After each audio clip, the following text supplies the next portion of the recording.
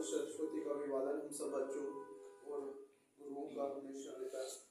ओम सरस्वती माता नमः। ओम सरस्वती विद्या देवी नमः। ओम हंसवाणी नमो नमः।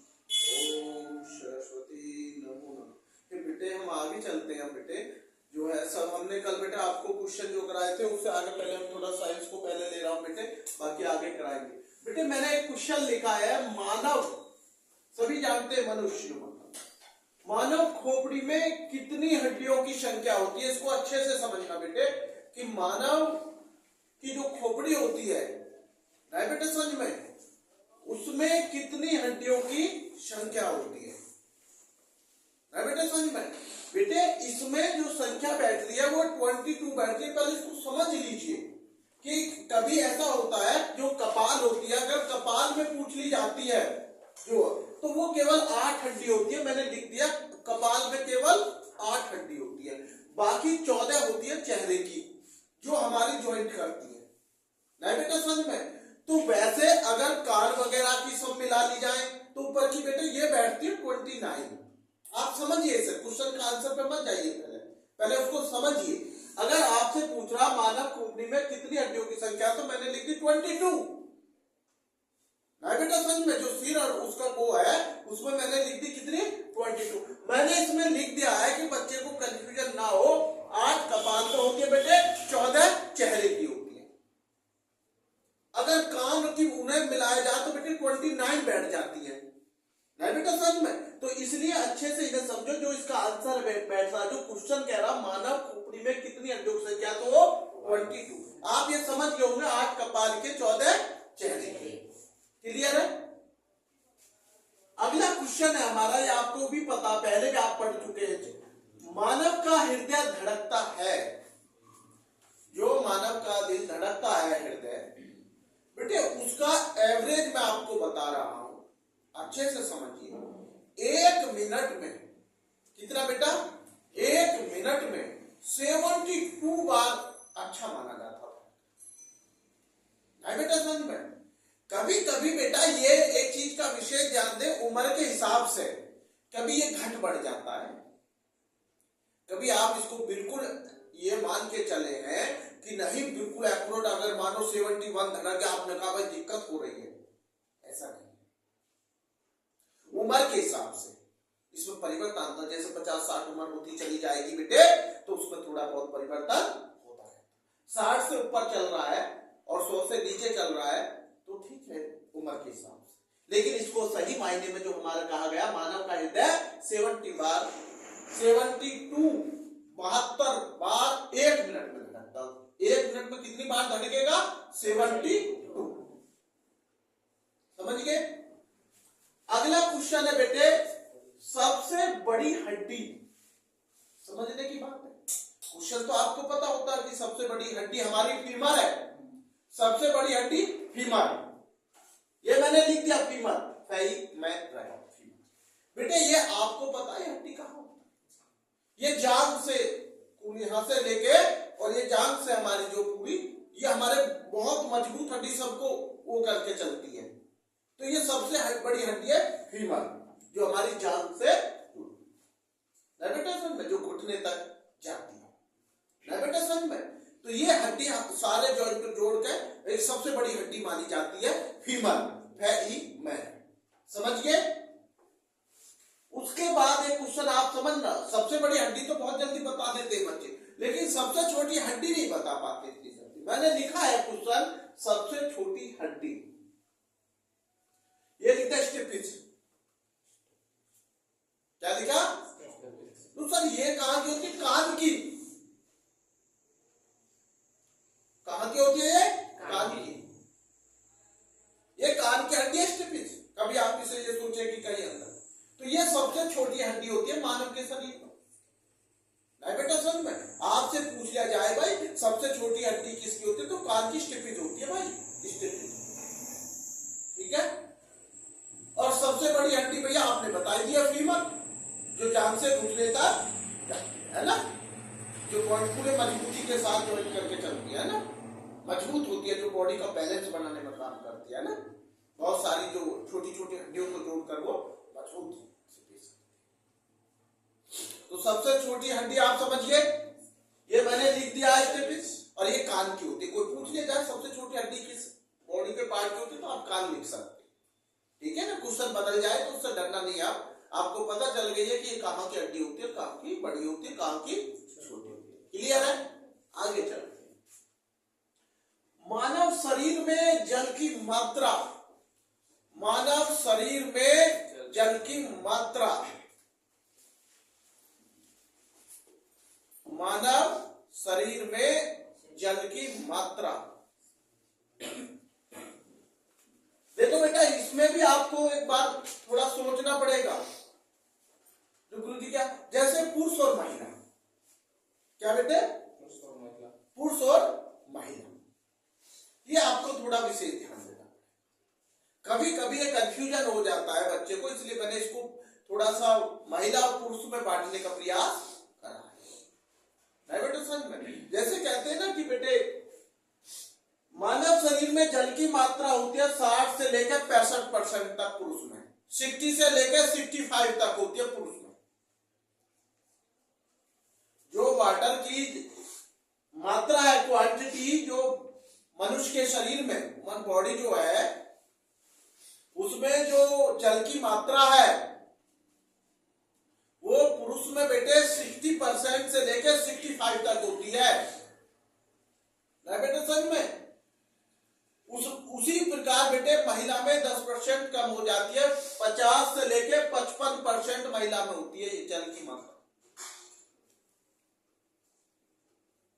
नहीं बेटे समझ में? अगर आप, क्योंकि ये मैंने लिख दिया है कि कहीं क्वेश्चन वो आपको बदल देना दे, कहीं ये पूछ ले कि जल की मात्रा महिला में कितने प्रतिशत होती है, तो कहीं आप बेटे वही परसेंट लिखा है 60 से 65, तो इसका आंसर आएगा 50 से 55% महिला में होती है, और पुरुष में बेटे 60 से 65 तक जल की मात्रा। क्लियर है? कोई डाउट हो तो आप पूछ सकते हैं बाद में, कोई ऐसा नहीं। मानव के रक्त का, भाई जल का तो आपको पता है पीएच मान, शुद्ध जल का पीएच मान कितना होता है? कितना होता है शुद्ध जल का पीएच मान? 7। ये तो देखो क्वेश्चन मैंने पुराना पूछ लिया, भाई शुद्ध जल में पीएच मान कितना होता? 7। नहीं बेटा समझ में? लेकिन यहाँ क्वेश्चन कुछ और कह रहा, मानव के रक्त का पीएच मान कितना होता है? तो मैं आपको बताना चाह रहा हूं, आप उसको समझिए। 7.35 से लेकर 7.45 तक, कभी कभी 7.5 भी अच्छा माना गया है, ऐसा नहीं है, लेकिन इसका सबका एवरेज जो औसतन निकाला तो उसका सही आंसर आया 7.4। क्या आया? 7.4। नहीं बेटा समझ में? तो मैं आपको समझा रहा हूं कि अगर मानव के रक्त का पीएच मान विकल्प में दे दिया जाए तो आप तुरंत समझ जाना कि 7.35 या 36 से चल रहा है, और 7.5 तक वो वैलिड माना जा रहा है। नहीं बेटा समझ में? तो इसलिए 7.4 इसमें सबसे अच्छा माना है। नहीं बेटा समझ में? आपसे पूछ लिया जाए कि मानव के रक्त का पीएच मान सबसे सही क्या है कैलकुलेशन के अकॉर्डिंग, तो 7.4 स्वस्थ मनुष्य का मान। क्लियर है? पीएच मान जल का, आपको शुद्ध जल का पीएच मान भी अभी आपने बताया, ठीक है बेटे, और मानव के रक्त का 0.4 लगा दो, 7.4। क्लियर है? आगे चलते हुए मस्तिष्क, आप सभी जानते हैं मस्तिष्क के बिना अधूरा मानव का सर कुछ नहीं है। बिना मस्तिष्क, बिना मस्तिष्क के कुछ नहीं, केवल एक मांस है, एक हड्डी है केवल। मानते? ये चीज तो कॉमन सी बात है, क्योंकि मस्तिष्क क्या होता? इंजन, और जब गाड़ी में इंजन ही नहीं होगा तो गाड़ी कहां चलेगी? जानते हैं ना? तो ऐसे ही शरीर में सबसे बड़ा कार्य क्या? मस्तिष्क। जब मस्तिष्क नहीं, कोई कार्य नहीं। क्वेश्चन मेरा कह रहा मस्तिष्क का बड़ा भाग, जो मस्तिष्क का बड़ा भाग होता है, देखो मैंने इसे लिखा प्रे मस्तिष्क। देखो नीचे रे प्रे मस्तिष्क। ये मस्तिष्क का सबसे बड़ा भाग होता है। ऐसा बेटे, मस्तिष्क का सबसे बड़ा भाग क्या होता है? प्रमस्तिष्क। क्लियर है? अगला क्वेश्चन कह रहा बेटे, शरीर में ऊतकों का निर्माण किससे होता है? इसका मैंने आंसर नहीं लिखा, मैंने आंसर आप लोगों के लिए छोड़ा है। शरीर में ऊतकों का निर्माण किससे होता है? मैं बता देता हूं, प्रोटीन से। किससे होता? प्रोटीन। मैं लिख रहा हूं प्रोटीन, ये प्रोटीन से होता है, ये लिख दिया मैंने प्रोटीन से। किससे होता है? प्रोटीन, ये लिख दिया मैंने इसका आंसर, आप ये चिंता ना करें। शरीर में ऊतकों का निर्माण किससे होता? प्रोटीन से। क्लियर है? अगला क्वेश्चन है, लार में पाया जाने वाला एंजाइम। एक बार मैंने बोला था ये टाइलिन, नहीं बेटा समझ में? मैंने बोला था लार में पाए जाने वाला एंजाइम, याद आया? कौन सा है? टाइलिन। ये लिख दिया मैंने, टाइलिन।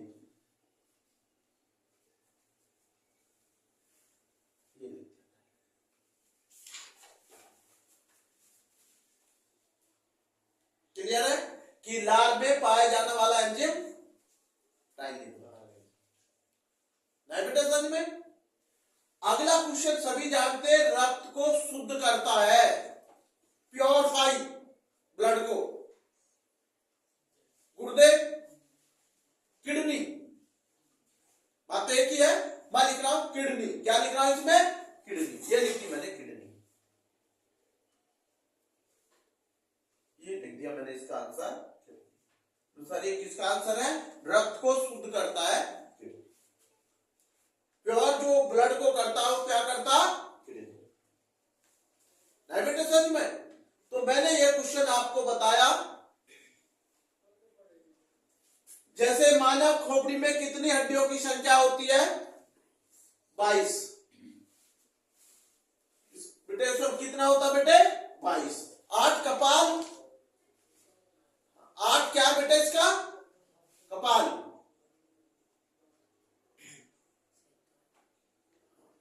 8 इसमें कपाल हो गया, 14 चेहरे हो गए। क्या हो गया बेटे? 14 चेहरे की होगी, तो कितनी हड्डियां होगी? 22। मैंने बोला मानव का हृदय धड़कता है 72 बार 1 मिनट। कितनी बार बेटे? 1 मिनट में 72 बार। सबसे बड़ी हड्डी फीमर, सबसे छोटी हड्डी स्टेपिस। मानव शरीर में जल की मात्रा 60 से 65 पुरुष और बेटे 50 से 55% महिला।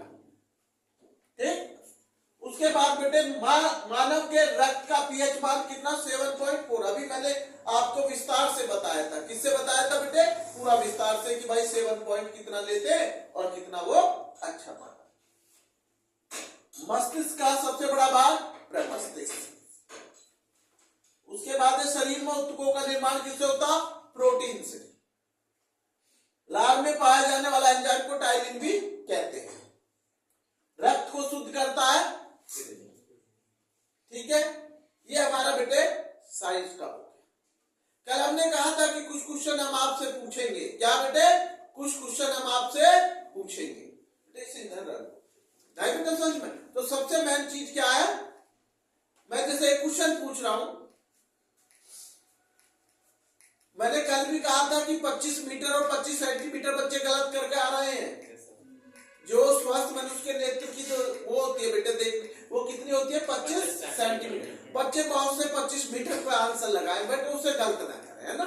थोड़ा सा क्वेश्चन को बारीकी से समझे रहे कि आगे मीटर लग रहा है या बेटे सेंटीमीटर लग रहा है, क्या लगा हुआ है, तो उस पर भी आप विशेष ध्यान दिया करें। ये नहीं आपने 25 रट लिया, 25 रट लिया, फिर भाई वही आपने मान लिया, नहीं। आपको यह विशेष ध्यान देना है बेटे कि आपने सेंटीमीटर लगा हुआ 25 या मीटर लगा हुआ, सब चीजों को अच्छे से पढ़ा करो, कोई चीज छोड़ा मत करो, नहीं बेटा समझ में? तो ये मेरा बेटे आपसे क्वेश्चन हो गया। लार में ये सारे चीजें हो चुकी हैं। तो मैंने उसको क्या बताया 25। एक क्वेश्चन मैं पूछ रहा हूं आपसे, पहले भी पूछ चुका हूं, ऐसा नहीं है, कि जो मटर के पौधे का जो प्रयोग किया गया था वो हमारे कौन से बेटे किसने किया था? मेंडल ने। किसने किया था? मेंडल ने। किसके पौधे पर प्रयोग किया मेंडल ने? मटर के पौधे, जिससे आसानी से उस पर प्रयोग किया जा सकता था। शुद्ध लंबे पौधे और बौने पौधे की पीढ़ी, F1 पीढ़ी, F2 पीढ़ी क्या है, वो सारा उन्होंने बताया मेंडल ने में, कि लंबे पौधे की पीढ़ी क्या होती है, छोटे पौधे की पीढ़ी क्या होती है। तो ये सारी चीजें मेंडल ने इसका प्रयोग करके आपको सारा पढ़ना है में। एक कल हमारा जो क्वेश्चन था जो है, उसमें सबसे मेन चीज एक मैंने आपसे पूछी थी, कार्बन की संयोजकता कितनी है? कार्बन की संयोजकता कितनी होती है? 4। कितनी होती है कार्बन की संयोजकता? 4 पूछा था मैंने।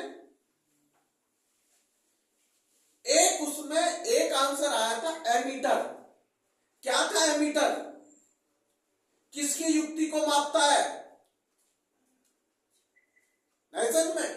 तो ये क्वेश्चन आप लोग इनको पढ़कर देखा करो कि एमीटर क्या है, एमीटर किसकी युक्ति का मापक मीटर है, क्या है, ये सारी चीजें बेटे बारीकी से पढ़ा करो। ये नहीं है कि केवल आपको वही क्वेश्चन रटना जो मैंने बताया, उसके बारे में थोड़ा सा अच्छे से पढ़ा करो। भी आगे चलते बेटे आप एसएसटी की तरफ। किसकी तरफ बेटे?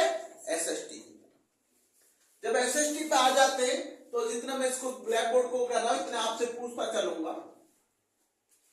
भैया जनरल डायर को किसने मारा था? उधम सिंह ने। आवाज तेज नहीं आई। किसने मारा था? उधम सिंह ने।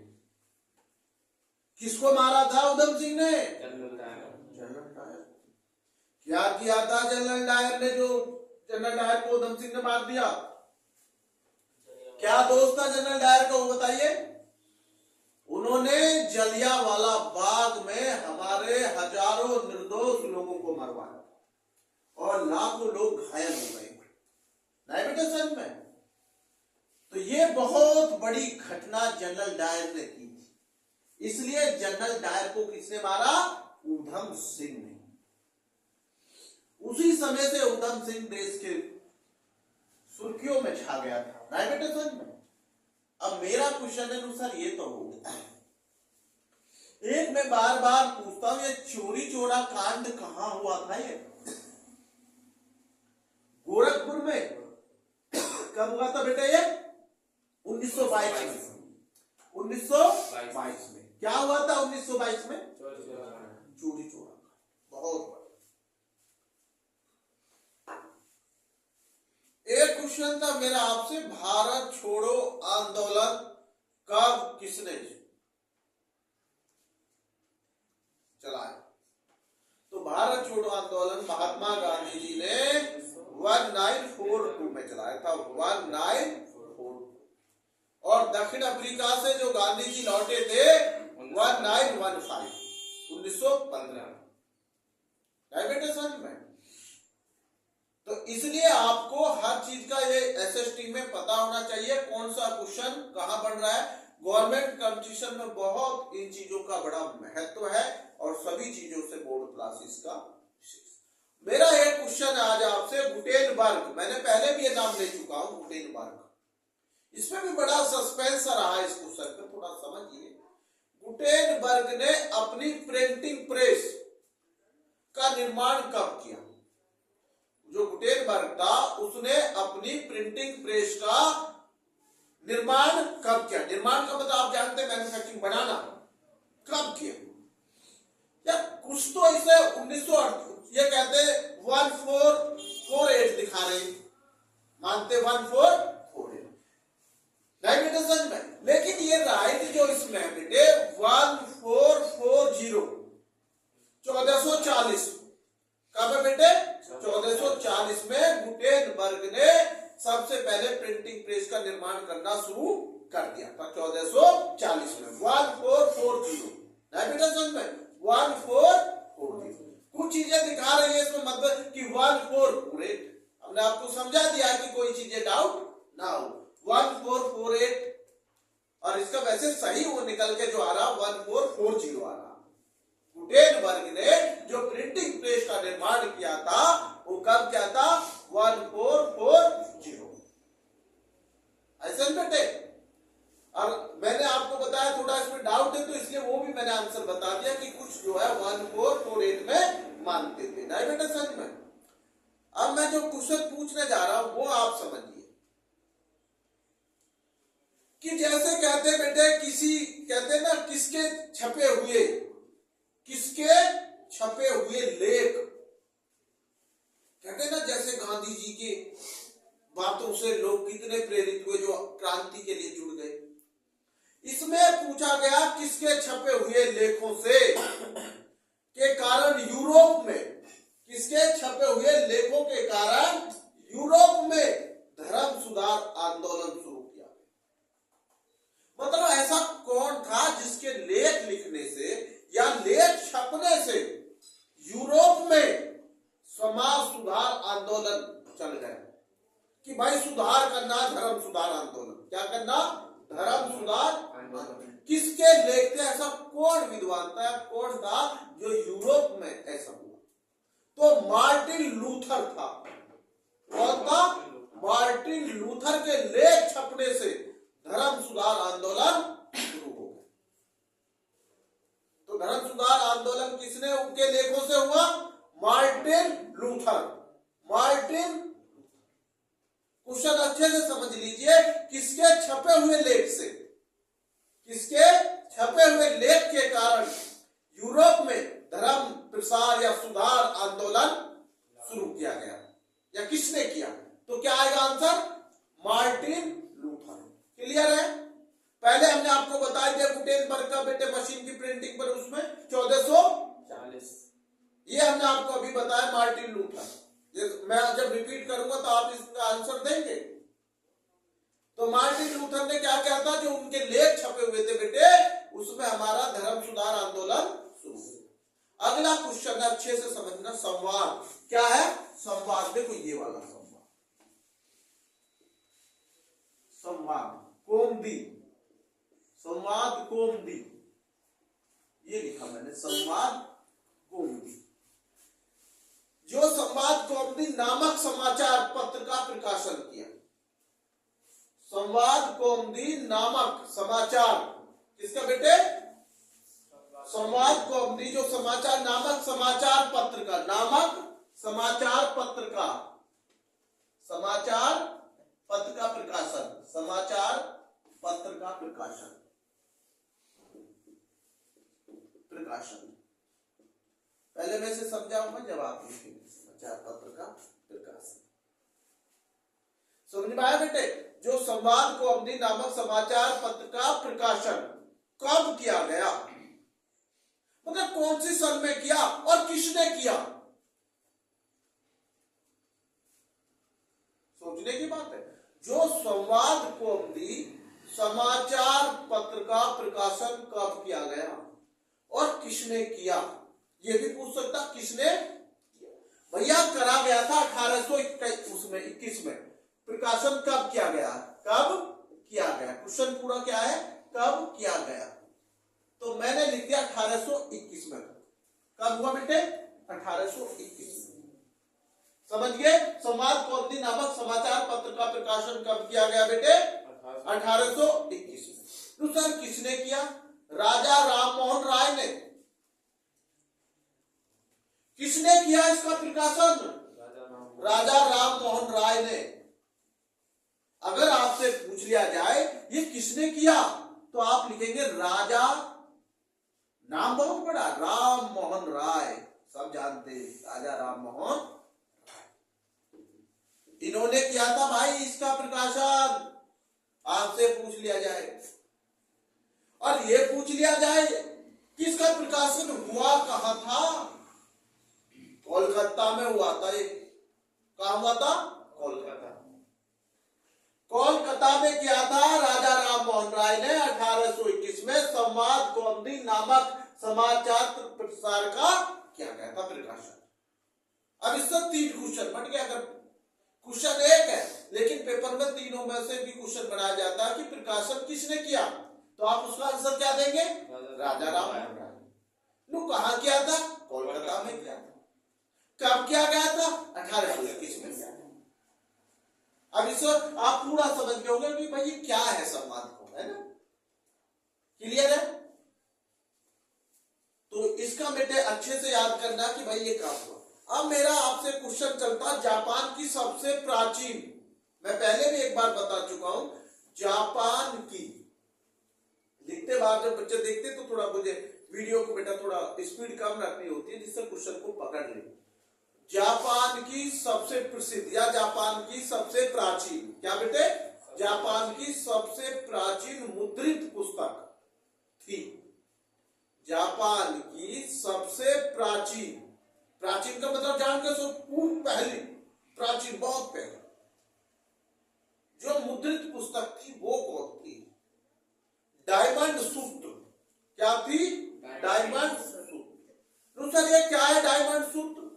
जापान की प्राचीन, सबसे प्राचीन मुद्रित पुस्तक थी, सबसे प्राचीन पुस्तक डायमंड सूत्र। क्या थी बेटे? किसकी थी? जापान की। क्या थी? सबसे प्राचीन मुद्रित पुस्तक। क्लियर है? अगला क्वेश्चन मैं ले रहा हूं बेटे, अच्छे से समझो। वह स्थान, क्या बेटे?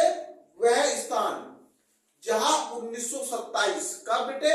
1927, मैंने पूछा वह स्थान जहां 1927 में, क्या बेटे?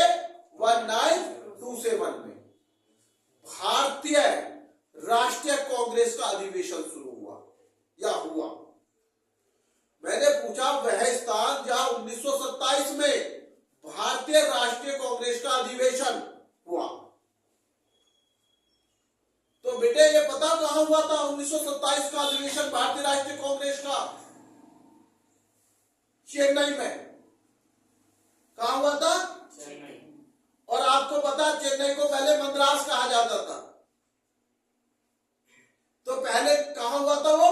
मद्रास में। अब मद्रास को चेन्नई कहा जाता है, नहीं बेटा समझ में? इसलिए मैंने इसका आंसर चेन्नई बताया आपको, क्योंकि पहले चेन्नई को मद्रास कहा जाता।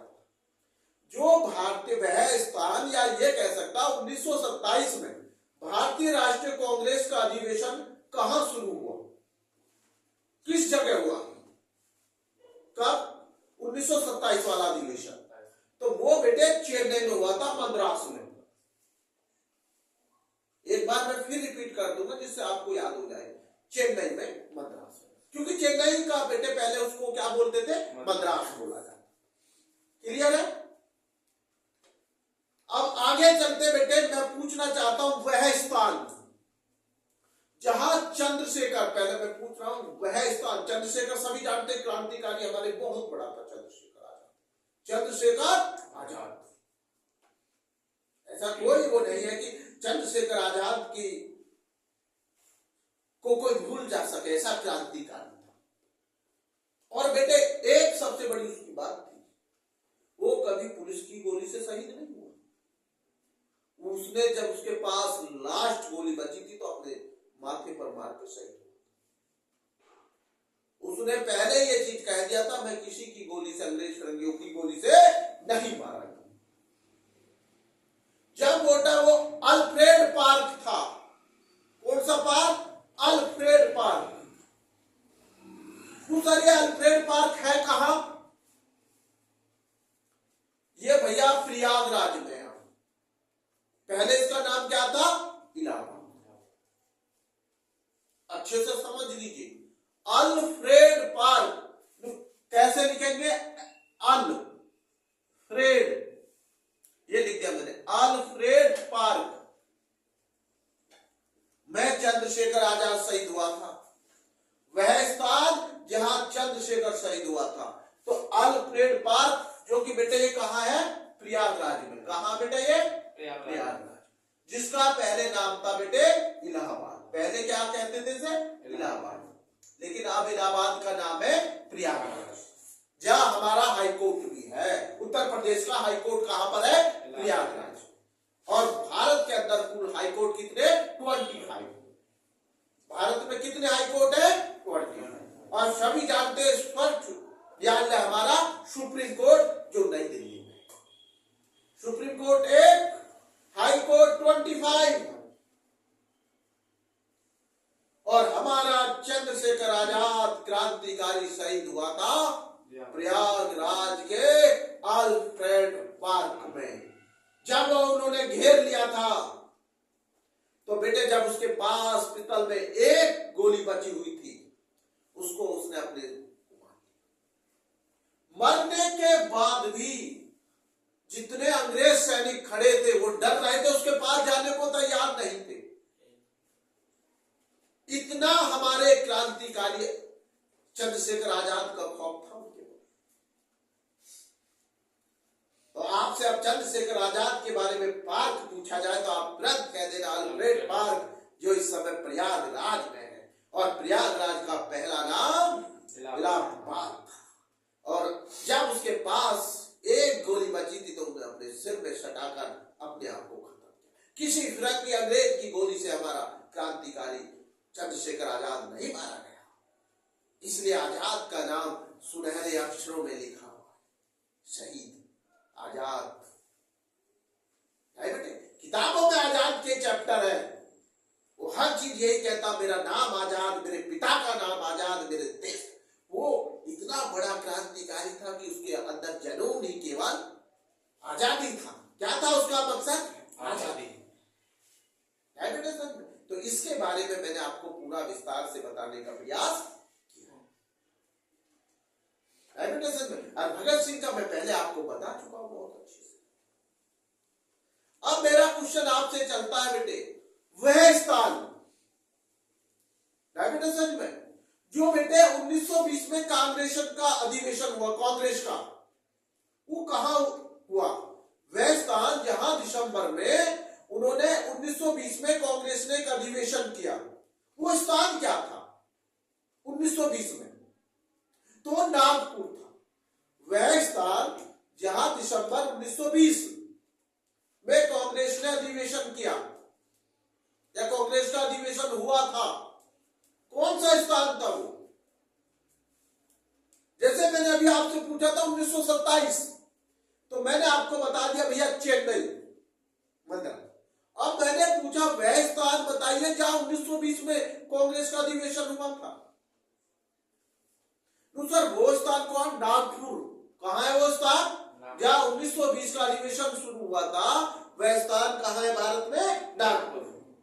1920 का पेपर में पूछ ले तो नागपुर लिख देना, कहीं वो मद्रास मत लिख देना, चेन्नई। वो 1927 का, यही फर्क देखना होता। 1927 का कहां हुआ? चेन्नई, जो पहले हमारा मद्रास हुआ करता। 1920 का कहां हुआ? नागपुर में। ये आपको याद करना है। एक भी आपने मिसिंग किया अक्षर तो ये मानिए आपका आंसर गलत हो गया। 1920 की जगह 1927 का आंसर लिख दिया। 1927 की जगह आपने 1920 का लिख दिया, गलत। अब दोहा छंद की जगह सॉल्टा छंद लिख दोगे, गलत। और सॉल्टा छंद की जगह दोहा छंद लिख दोगे, गलत। सबके मायने अपने अपने अलग है ना। तो इसलिए आपको पहले क्या समझना होता? मायने कि किसका अर्थ क्या है। ऐसे नहीं कि आपने चला और कर दिया। मैं पूछूंगा कि 20 में कहा क्या है तो आप बताएंगे, 27 में क्या है आप बताएंगे मुझे, बेटा समझ में। तो अगला मेरा क्वेश्चन है, वह स्थान जहां, अच्छे से समझना, वह स्थान जहां, एक क्वेश्चन आपने सुना होगा, वह स्थान जहां कहते ना जलियांवाला बाग हुआ, कौन सा स्थान था वो? अमृतसर। ये अमृतसर है कहां? पंजाब।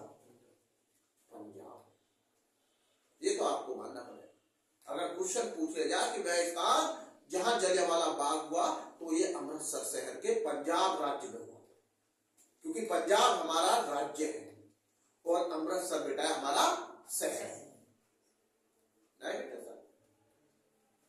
अब मैं आपसे रिपीट करूंगा थोड़ा क्वेश्चन बेटे। गुटेनबर्ग, क्या बेटे? गुटेनबर्ग, जो पीछे समझ में कुछ रह गया हो, गुटेनबर्ग का जो प्रिंटिंग प्रेस का सबसे पहले निर्माण कब शुरू हुआ? 1440। बिल्कुल सही। बीच बीच में से पूछूंगा, जापान की सबसे प्राचीन मुद्रित पुस्तक का नाम क्या था? डायमंड। क्रम से नहीं पूछूंगा, नहीं तो बच्चे बहुत सारे रट लेते हैं। डायमंड। वह स्थान जहां हमारा चंद्रशेखर आजाद शहीद हुआ था, अल्फ्रेड पार्क, प्रयागराज। क्या कहते थे प्रयागराज को पहले? हमारे उत्तर प्रदेश का हाई कोर्ट कहां है? जिसका अर्थ क्या है? प्रयागराज।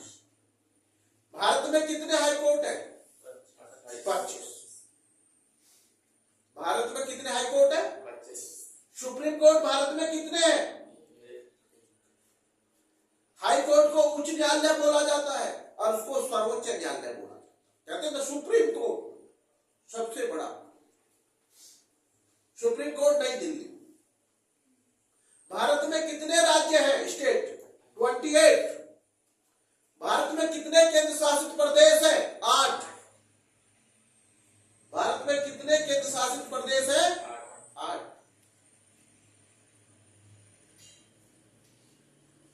दो क्वेश्चन मैं आपको घर के लिए छोड़ रहा हूं, आप कमेंट लिखिए। उत्तर प्रदेश का सबसे छोटा जिला कौन सा है? आप लिखेंगे, मैं नहीं बताऊंगा। उत्तर प्रदेश का सबसे छोटा जिला, और वो बहुत जल्दी में ही बनाया गया था, ज्यादा लॉन्ग समय नहीं हुआ, इसलिए मैं अभी आंसर आपको, आप देंगे इसका आंसर, मैं दे दूंगा तो आप ले लीजिए। ठीक। दूसरा एक तो आपने ये कह दिया कि उत्तर प्रदेश का सबसे छोटे जिले का नाम आप बताइए, आप है ना। एक उत्तर प्रदेश का सबसे बड़ा जिला कौन सा है? में मैंने 2 क्वेश्चन आपको घर के लिए छोड़े हैं, जो आप मुझे कमेंट करके आप भेजेंगे। मैंने कहा सबसे बड़ा जिला उत्तर प्रदेश का, यूपी का सबसे बड़ा जिला, और यूपी का ही मैंने सबसे छोटा जिला पूछा है बेटा। सर में ये 2 क्वेश्चन आप मेरे को लिखकर भेजेंगे बेटे, है बेटा सर। अब मैं आता हूं बेटे हिंदी पर। किस पर आता हूं बेटे? हिंदी पर। सबसे मेन पॉइंट है मेरा हिंदी पर। मैंने कल आपको क्या बताया था बेटे? रामधारी सिंह, क्या बताया था बेटे? रामधारी सिंह दिनकर।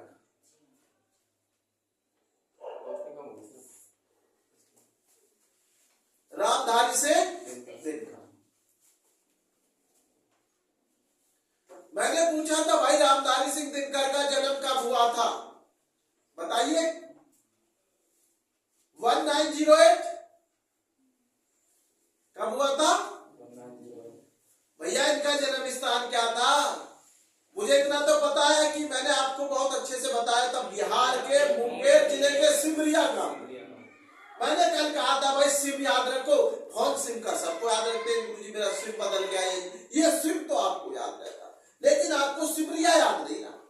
अरे रिया और सिम बहुत जल्दी याद होते हैं आपको, लेकिन सिमरिया नहीं याद हुआ। सोचने की बात नहीं है। रिया को एक बार रख लेते हो, सिम को एक बार में रख लेते हो, लेकिन सिमरिया क्यों नहीं रखा गया एक बार में? क्यों याद नहीं हुआ कि हमारे जो रामधारी सिंह दिनकर जो राष्ट्र कवि थे, उनका जन्म स्थान बिहार के मुंगेर जिले के सिमरिया गांव में।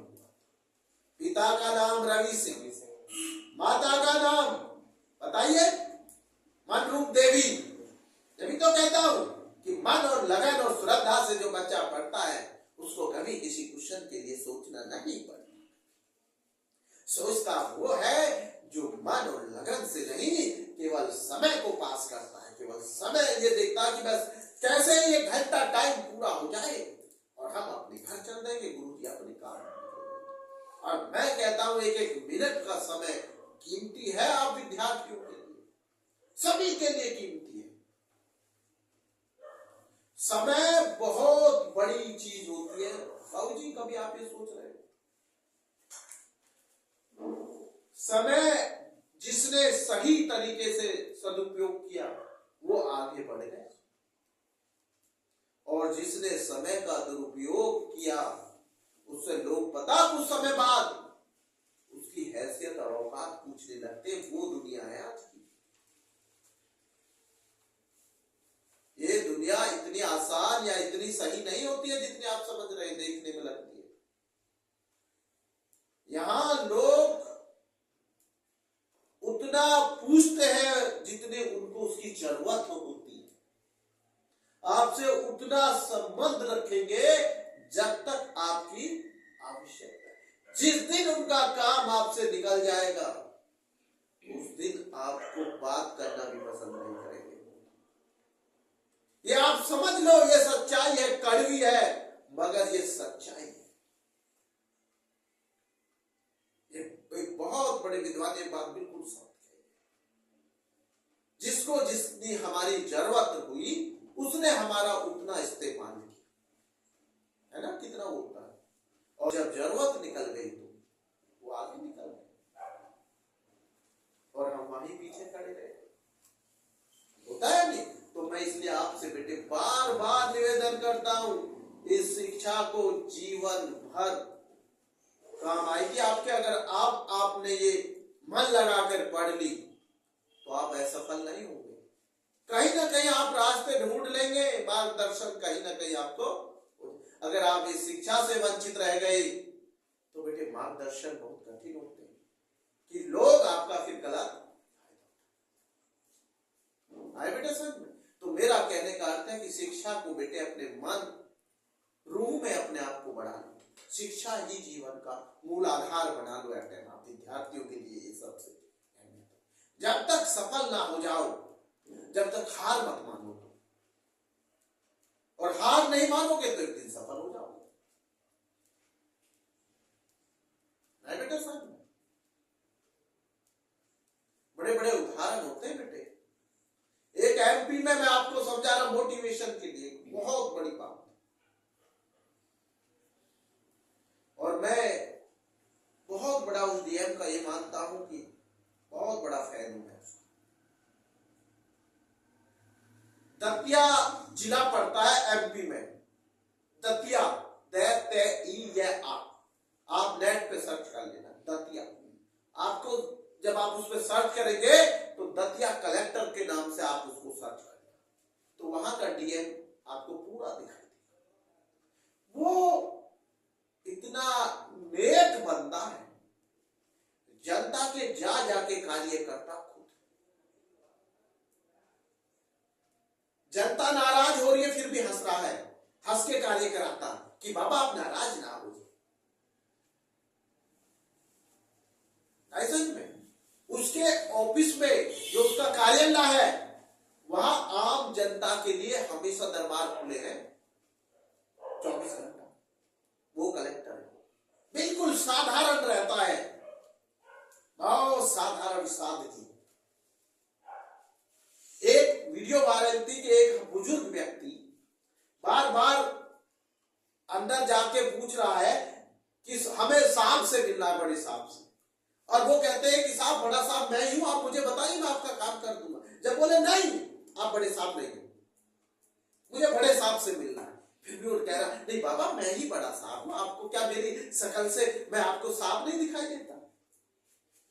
हंसमुख इससे और उसका कार्य उसने किया। तो मैं कहता हूं अगर ऐसे हमारे भारत के अंदर 797 जिला अधिकारी हो जाए तो हमें तो कहीं शोषण होगा ही नहीं आम जनता का। हम लोगों को दर दर भटकना ही नहीं पड़ेगा, किसी को रिश्वतखोरी देनी ही नहीं पड़ेगी। अगर हमारे ऐसे 797 में जिला कलेक्टर हो जाए तो हमारे देश का तो उद्धार हो जाएगा। हम आम जनता का जो शोषण होता है या आम जनता को जहां परेशान किया जाता है ये परेशानी खत्म हो जाएगी अगर ऐसे जिलाधिकारी हमारे देश में पैदा हो जाए। 797 जो आम जनता की सुनता है वही तो सही सरकारी सेवक है। सही मायने में वो व्यक्ति जो जब कसम खिलाई जाती है कि मैं अपने कार्य को न्यायपूर्ण से करूंगा, तो मेरा अपना व्यक्तिगत दिल से यह कहता हूं कि ऐसे अधिकारी को यार सैल्यूट है जो आम जनता के लिए जीता हो। 24 घंटा दरबार खुले हो जनता के लिए।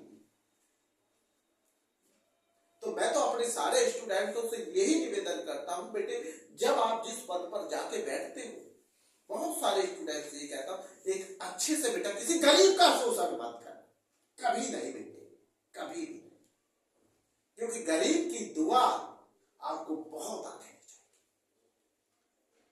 जाएगी और गरीब की ये द्वार बंद, यही तो हम लोग जीवन में लेके जाएंगे, अच्छे बुरे का। और क्या लेके जाएंगे साथ? जब सिकंदर साथ नहीं देगा तो हम क्या लेके जाएंगे? हम तो वो राजा था दुनिया का। आगे मैं चलता हूं बेटे, अब मैं आपको बताता हूं आज बिहारी लाल का जन्म, बिहारी लाल का जीवन पर। एक कवि थे बिहारी लाल, सुना है? बिहारी लाल, ऐसा नहीं है कि बिहारी लाल कवि को नहीं जानते, सब जाने। सूरदास का आपको पता है, तुलसीदास का हम बता चुके हैं, कबीरदास का हम बता चुके हैं। आज हम आपको बताएंगे बिहारी लाल। भैया बिहारी लाल के जन्म में एक थोड़ा सा मतभेद है, जन्म की जो डेट है उस पर थोड़ा सा आप विचार करें मेरी बात को। कुछों ने कहा 1595, क्या कहा? 1595। मैं आपको समझा रहा हूं थोड़ा सा, इसलिए जब इन जीवन परिचय में थोड़ा कंफ्यूजन होता है या इन जीवन कोई मतभेद होता है तो बेटा उसको हमें थोड़ा बारीकी से समझाना पड़ेगा, क्योंकि कहीं बच्चा उसको गलत ना लिखा और कहीं एग्जामिनर उसे काट ना दे। जो हमारे बिहारी लाल जी का, मैंने यहां लिखा बिहारी, बहुत बड़े कवि थे बिहारी लाल। कभी आप ये सोच रहे हैं बिहारी लाल का जीवन परिचय है ना बेटे, अच्छे से समझना बेटे, बिहारी लाल का जीवन परिचय। मैं आपको बता रहा हूं बिहारी लाल का जीवन परिचय, कहीं तो जन्म उनका 1595 में लिखा हुआ है जन्म, आप समझना उनका जन्म कब हुआ? 1595 में, कुछ जो दिखाया जा रहा है देखो अच्छे से समझना, 1550, लेकिन ज्यादातर 1603 में दिखाया जा रहा है। अच्छे से समझ लेना, ज्यादातर सही जो सटीक आंकड़े हैं वो 1603 दिखा रहे हैं, 1603 जो ज्यादातर सटीक माने जाते हैं। आप अच्छे से समझ लो, कंफ्यूजन नहीं होना चाहिए। मैंने कहा बिहारी लाल का कुछ 159, लेकिन इसका सही मायने में 1603 है। आपको पेपर में ये लिखनी है, ये वाली, ये पेपर में लिखनी है 1603, 1603। क्या लिखनी है बेटे? 1603। जाकि मैंने आपको ये बता दिया है 1595 भी बहुत जगह बोला गया है, लेकिन मैं इसको मिटा रहा हूं, मेरा केवल समझाने का फर्ज था। मेरा जन्म तो मैं इसको मान के चलूंगा, पेपर में लिखूंगा तो मैं तो इसको लिखूंगा 1603। क्या लिखूंगा? 1603। समझ के बेटे, क्या लिखूंगा? 1603। आप लिखेंगे बिहारी लाल जी का जन्म 1603, 1603 ईस्वी में, 1603 ईस्वी। तो भैया ये जन्म स्थान कहां है इनका? भैया आपने सुना होगा ग्वालियर हमारे मध्य प्रदेश में है, नहीं बेटा सच में? तो ग्वालियर में मध्य प्रदेश के पास एक बसुआ, क्या बसुआ, नहीं बेटा सच में? तो ये बसुआ पड़ता है ग्वालियर में, जहां उनका गांव है गोविंदपुर, गांव में हुआ। अच्छे से समझ लीजिए, मैं अच्छे से बता रहा हूं, इनका जन्म स्थान ग्वालियर के बसुआ जिले। कौन सा जिला? बसुआ, जो कि बहुत प्राचीन जिला माना जाता है मध्य प्रदेश का। बसुआ क्या है? बसुआ के गोविंदपुर गांव में हुआ। याद हो गया? कब जन्मे थे? 1603। मैं ऐसे हमेशा बोलता हूं कि जब इनका जन्म स्थान क्या था? 1603, 1603। कहां हुआ? ग्वालियर। ग्वालियर सबको पता कौन से राज्य में पड़ता? मध्य प्रदेश में। कुछ बच्चों को ना पता हो तो बेटा उसको अच्छे से समझ लो, ग्वालियर मध्य प्रदेश में। और बसुआ जिले के गोविंदपुर गांव में जन्मे थे हमारे बिहारी लाल जी। ऐसा बेटे बिहारी। और सबसे बड़ी बात है बेटे, इनके पिता का नाम केशव राय था, लेकिन इनकी माता का वर्णन नहीं किया गया बेटे। मैंने जो ज्यादातर जितना पढ़ा है लेकिन इनकी माता का नाम नहीं दिया गया। नहीं बेटा सच में इसलिए मैंने इनकी माता का नाम आपको नहीं बता रहा हूं। नहीं बेटा सच में, क्योंकि कंफ्यूजन और वो सब चीजें जहां ज्यादा हो जाती है वो क्वेश्चन हम नहीं लेते जहां बच्चे को दिक्कत आए। तो बेटे पिता का नाम आप समझ गए होंगे, केशव राय। ठीक है बेटे। और उसके बाद में आपसे सबसे बड़ी बात है मेरी, अच्छे से समझना बेटे, इनकी एक रचना बहुत बड़ी फेमस हुई है, बिहारी सत्संग। बिहारी सत्संग बहुत प्रसिद्ध रचना लिखी इन्होंने, बिहारी सत्संग। लो गुरुजी इसमें कितने श्लोक है? देखो श्लोक कितने उसमें 713, 713 श्लोक है बिहारी सत्संग में। कितने श्लोक है? 713। कुछ लोगों ने 19 बताया, कुछों ने कुछ बताया, लेकिन सही मायने में जो निकल के आता है 713 है बिहारी सत्संग में श्लोक। नहीं बेटा समझ में? आपसे अगर क्वेश्चन में पूछ लिया जाए बिहारी सत्संग में कितने श्लोक है, तो आप किस पे करेंगे? 713। और बेटे इन्होंने जो शिक्षा प्राप्त की थी बुंदेलखंड में हुई थी। कहां हुई थी? जो इन्होंने शिक्षा प्राप्त किया ज्यादातर वो बुंदेलखंड से। और इनकी मृत्यु बता सकते हो कब हुई? 1663। इसका मतलब 60 वर्ष जीवित रहे। 1663 में मृत्यु हुई थी। कब हुई थी मृत्यु? इनकी मृत्यु देखो बेटे, इनकी मृत्यु हुई 1663। तो बेटे 3 साल घट गए जैसे हमने, तो 60 साल ही तो हुई इनकी भाई। जब 1603 में जन्मे और मृत्यु हुई 1663, तो ये कितने वर्ष जीवित रहे? 60 वर्ष। जैसे मैंने कल आपको बताया मेरे रामधारी सिंह दिनकर 66 वर्ष जीवित रहे थे। मैं ऐसे याद करता जब तुम्हारी तरह पढ़ता था कि भाई हमारे रामधारी सिंह दिनकर कितने वर्ष जीवित रहे? 66। कबीरदास जी 120 वर्ष। नहीं बेटा समझ में? सूरदास जी हमारे 105 वर्ष। आप निकाल लिया करें ऐसे, क्वेश्चन का बड़ा मजा आता है जब हम इनकी सन वैसे याद करते हैं ना। तो मैंने जैसे कल आपको बताया भैया 66 में जोड़ दो तो 74 में खत्म हुए थे रामधारी सिंह दिनकर। जन्म 1908 में थे। 1908 में 66 जोड़ दो कितने हो गए? 74 नहीं हो गए? 74। जब ये 1603 में जन्मे थे 1603 और 1663 मरे तो कितने वर्ष जीवित रहे? 60 वर्ष। बिहारी लाल जी हमारे 60 वर्ष में। इतने अच्छे कवियों में बेटे नाम था कि बिहारी सत्संग एक रचना थी जिसमें बेटे 713 श्लोक प्रसिद्ध हो। पिता का नाम केशव राय था। कहां जन्मे थे? ग्वालियर के बसवा गोविंदपुर गांव में जन्मे। कब जन्मे थे? 1603 1603 में। क्लियर है?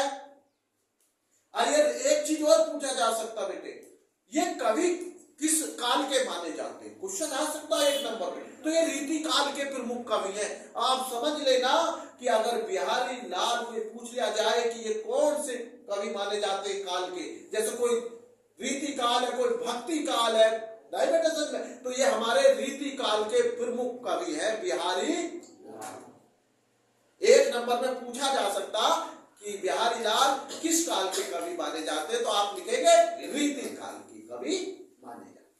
ये तो मेरा हो गया बेटे बिहारी लाल का।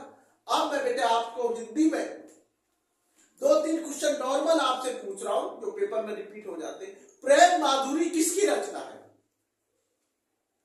प्रेम माधुरी किसकी रचना है? भारत तेंदु हरिश्चंद्र की। प्रेम माधुरी किसकी रचना है? भारत तेंदु हरिश्चंद्र। बेटे टाइम देखते रहना कितना हो गया। तो बेटे इसका आंसर क्या आएगा? प्रेम माधुरी किसकी रचना है? भारत तेंदु हरिश्चंद्र। अगला क्वेश्चन मैं पूछ रहा हूं, पद्मावत किसकी रचना है? पद्मावत। पद्मावत मलिक मोहम्मद जायसी। मलिक मोहम्मद जायसी की रचना है पद्मावत। कई बार रिपीट हो चुकी है पेपरों में। पद्मावत किसकी रचना है?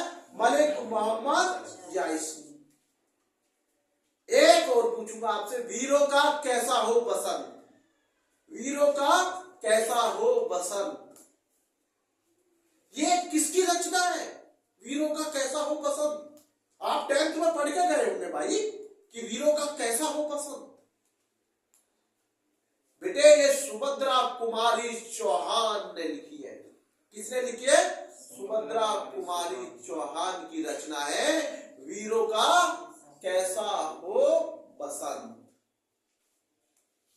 वीरों का कैसा हो बसंत, ये सुभद्रा कुमारी चौहान की लिखी है और पद्मावत मलिक मोहम्मद जायसी की रचना है, जो कि बहुत प्रसिद्ध रचना मानी जाती है। प्रेम माधुरी भारतेंदु हरिश्चंद्र की रचना है बेटा। समझ में? अब चलते चलते बेटा 1 मिनट में हम थोड़ा मैथ को ले लेते हैं, क्योंकि मैथ को नहीं छोड़ना है भाई। मैं ये क्वेश्चन पूछ रहा हूं, ज्यादा नहीं पूछूंगा आपसे, एक बेसिक क्वेश्चन लेके चलूंगा।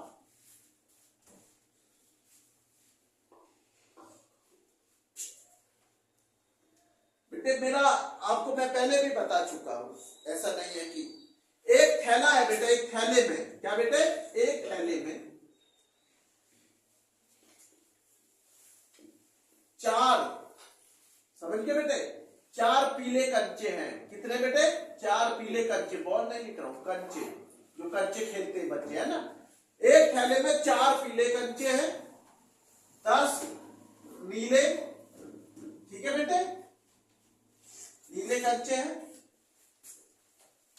और 5 बेटे काले कंचे हैं, काले कंचे हैं। उसमें पूछा है बेटे, इसमें एक टॉपिक है बेटे, इसमें जैसे पूछ लिया जाए काले कंचे, क्या बेटे, काले कंचे की प्रयाक्ता ज्ञात करिए। क्या ज्ञात कीजिए? प्रयाक्ता, प्रोबेबिलिटी जो होती है, प्रयाक्ता ज्ञात कीजिए, ज्ञात करो। ये मुझे आपको थोड़ा पता होना चाहिए बेटा। इसमें क्या पूछे? काले कंचे की प्रयाक्ता, प्रोबेबिलिटी। आप कंचे, एक बैग है आपका, एक थैला है आपके पास, उसमें आपके कुछ प्रकार के कलर के रंग के कंचे भरे हुए हैं। तो इसमें 4 तो पीले, टोटल गिनिए, 4 और 10 14, 14 और 5 19। ये देखो आपके पास टोटल कंचे कितने हुए? 19 कंचे। समझ गए? आपके एक थैले में कितने कंचे हुए हैं? 19। उसने आपसे पूछा केवल काले कंचे की प्रयाक्ता बता दो, वो कुछ नहीं पूछा, मुझ बात ही जान गए। तो टोटल जब 19 पूछे, मैंने यहां लिख दिया भाई काले कंचे की प्रयाक्ता, काले कंचे की प्रयाक्ता, काले कंचे की प्रयाक्ता आप निकाल रहे हैं। टोटल कंचे कितने? 19। और भैया काले कितने? तो या इसका आंसर आ जाएगा 5/19। कट सकता नहीं ऊपर नीचे से, छोटी एक संख्या से कोई सी नहीं कट रही, या आप समझ रहे? जब संख्या ऊपर नीचे की एक संख्या से नहीं कट पा रही है तो बेटे हमको वहीं छोड़ना होगा। ये नहीं है आप 19 से 19 को काट दो, 5 से 5 काट दो, गुरुजी 1/19, ऐसे मत कर देना बेटे, ऐसे नहीं। जब संख्या ऊपर और नीचे की बेटे एक संख्या से नहीं कटी होती बेटे, उसको हमें काटना नहीं है। ये आपको कॉमन चीज है बेटे, समझना होगा। ऑड इवन को हम पहले भी बता चुके बेटे, ऑड को विषम बोलते हैं हिंदी में, इवन को सम बोलते हैं, और सम संख्या वो होती है बेटे जो 2 से पूर्ण रूप से कट जाए, जैसे 2, 4, 6, 8, 10, 12, ये सब बेटे क्या? सम संख्या। और जो 1, 3, 5, 7, 9 जो 2 से पूर्ण रूप से नहीं कट रही, वो हमारी क्या होती है? विषम संख्या होती है। क्या होती है? विषम संख्या। जिसको विषम संख्या को हम क्या बोलते हैं? ऑड। इंग्लिश में क्या बोलते हैं? ऑड नंबर्स जो होते हैं वो 1, 3, 5, 7, 9, 11 क्रम। और बेटे इवन नंबर वो होते हैं बेटे जो 2 से डिवाइड करके पूर्ण रूप से कट जाते हैं, जैसे 2, 4, 6, 8, 10। हमने आपको ऑड, इवन, सम, विषम इनका वो बताया नहीं बेटा। सच में बेटा कितना टाइम हो गया बेटे? 59। तो बेटे आज का हम यही रोकते बेटे। थैंक यू सो मच बेटे आपका।